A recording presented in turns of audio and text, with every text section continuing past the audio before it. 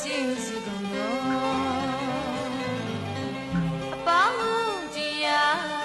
ဖြစ်ကြမှုသောအရှင်ဝိပတိမြတ်စွာဘုရားကိုယ်တော်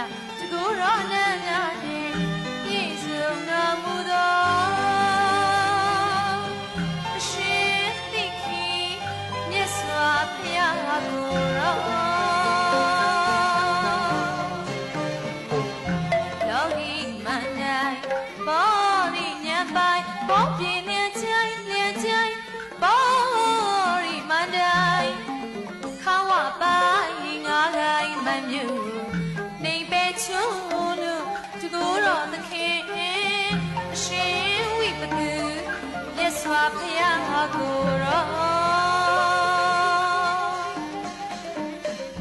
သီလမြေသူ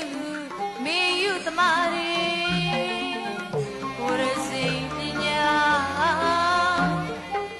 ဝိတုရောကေသိမ်မွေနဲ့နေခက်ခဲလာစွာတရားစေတနာသခင်ဖြစ်ကြမှုသောအရှင်ကပ္ပတံမြတ်စွာ